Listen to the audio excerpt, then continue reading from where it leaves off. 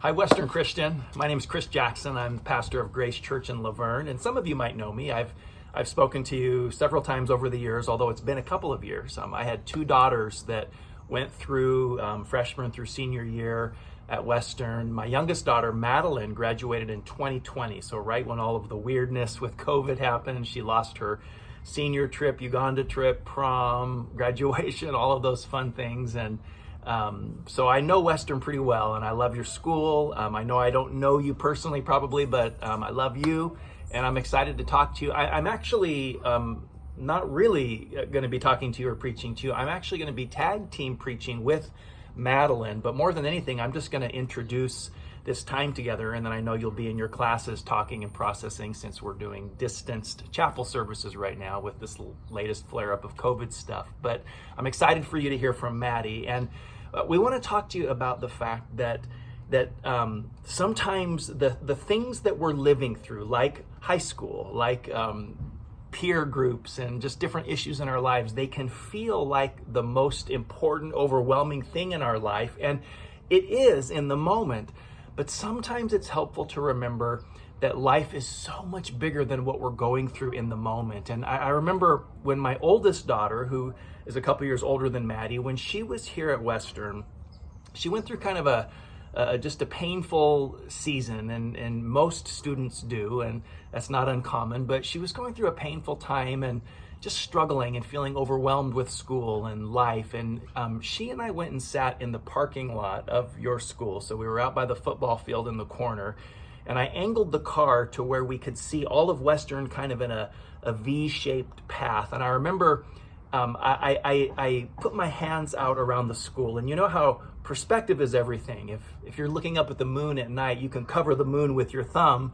just based on the perspective of where you're looking. But I remember Western Christian seemed like it was about this big, and I said to her, babe, I know this feels so overwhelming right now, but this time of your life is only this big compared to everything else that you'll be facing. And so we use that as kind of a marked moment that what you're facing feels like everything, and you have to manage it well, because it is important and it is your life, but there's so much more in front of us. And so I wanted just to share that memory I had with my oldest daughter, and now my youngest daughter, Maddie, is going to pick this up and share some thoughts and scriptures that hopefully will help all of us and help you navigate the particular time of life that you're in.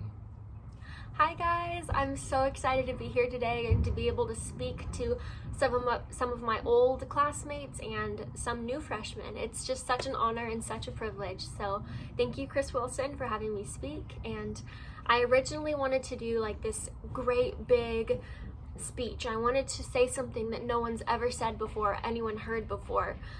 And then I thought, okay, what would I so have wanted to hear in high school? What was the thing I needed to hear most when I was in your seats? And that is that these 4 years of your life, high school, does not last forever. It does not. This is not your life. These 4 years do not define who you are or what your life is. And yet, they are incredibly impactful years. These 4 years will set you up for the rest of your life. And so the main thing I want to talk about today is, although there is hope and although the pain, the broken relationships will come to an end in a few years, how can we better set ourselves up now for our future? How can we enjoy this experience to our fullest? And so the first question I want to ask you guys is, are you paying attention to the things that you pay attention to? Let me repeat that. Are you paying attention to the things that you pay attention to? What voices are you listening to? Who's speaking into your life? What do you give your affection to? These are big questions and huge things that we have to answer sometime in our life. You know, it's funny, my dad, he tends to think he's a better driver than he really is. Sorry, Dad. But when he's driving, he's sitting in the car, and when he turns his head to look over his shoulder to get into the next lane, the car tends to move with him, to move with his eyes. And it's the same thing. Our course follows our gaze. You become your gaze, and your attention matters. In fact, King David, he was about 15 years old, which is, I think, around the age of some freshmen and sophomores in high school, when he first fought in Saul's battle and when he first defeated Goliath.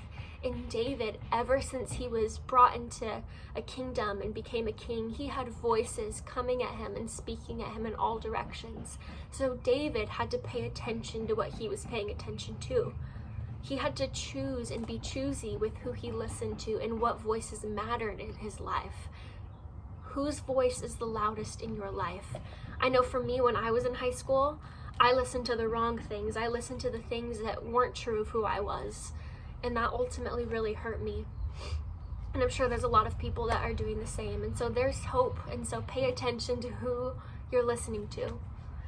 In fact, David's eldest brother Eliab even questioned him and put so much pressure on him at a young age. It says in 1 Samuel 17:28, "Now Eliab, his eldest brother, heard when he spoke to the men, and Eliab's anger was kindled against David, and he said, 'Why have you come down, and with whom have you left those few sheep in the wilderness? I know your presumption and the evil of your heart, for you have come down to see the battle.' And David said, 'What have I done now? Was it not but a word?' And he turned away from him toward another and spoke in the same way, and the people answered him again as before." So David faced so much pressure. His own brother didn't trust him. His own brother stood against him and was trying to hurt him. And we have friendships, we have relationships that actually are doing the same thing, whether we realize it or not. And so David had to be extremely careful with what he gazed at and what he looked at and what he paid attention to. In fact, as we all know, the story of David and Bathsheba, when David chose to put his attention on her and his gaze, when he got off track, that is what ultimately led him to a lot of mistakes and a lot of failures. And yet, we also know that's not the end of the story with David. He's not forever only known as the guy that slept with Bathsheba and got off track. He's known as a king, a warrior, a young boy that defeated the great Goliath. So he's known for incredible things, and it is by the grace of God that he is.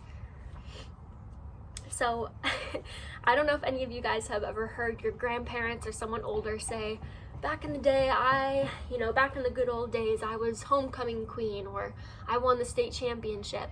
Why is it, I was thinking to myself, why is it that these people always go back to these years, always go back to their high school years? And that's kind of the mark of their life. They're just high school years. It's not a huge deal. But really, these years are formative and impactful years. The people you surround yourselves with. We've all heard the quote, "Show me your friends and I'll show you your future."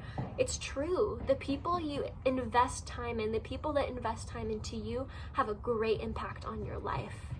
And the things you listen to, the things you do, the people you date, you guys, the people you date in high school affect you in college. They affect you and they bring it into the rest of your life. I know for one, I dated in high school, and it wasn't a horrible experience and I learned a lot, but if I could advise you guys in any way, I would say do not date, but wait. Please wait. The thing about relationships is when you're in them, here's your scope of life. You have friends, you have family, you have your interests, your freedom. But when you're dating in high school and you don't know who you are and you don't know who you want to be with, the scope narrows. It narrows on like a microscope or some goggles onto that one person, and you lose sight of everything else in your life. And that's what happened to me. And so if you're dating, I'm not trying to shame you. Dating is a beautiful thing. It's a gift. But be wise with it. Be careful, and be careful whose heart you're holding.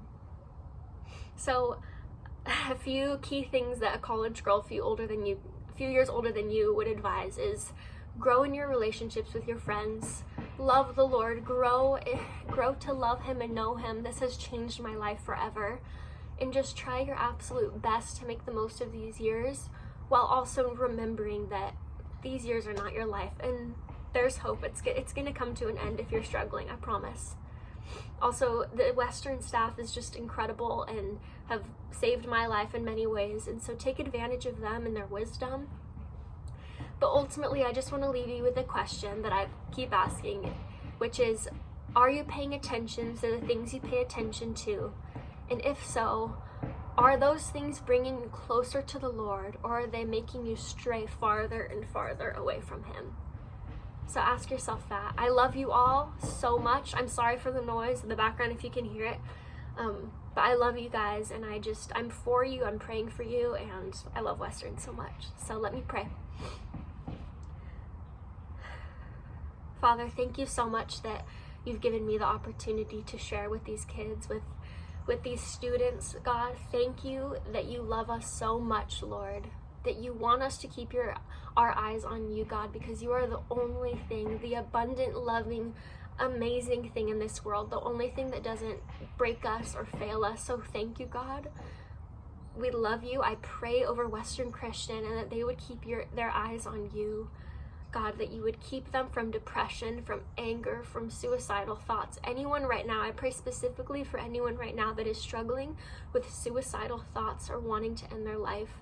Father, please give them strength and help them to have hope and peace in life. We love you. We praise you. Amen. Amen.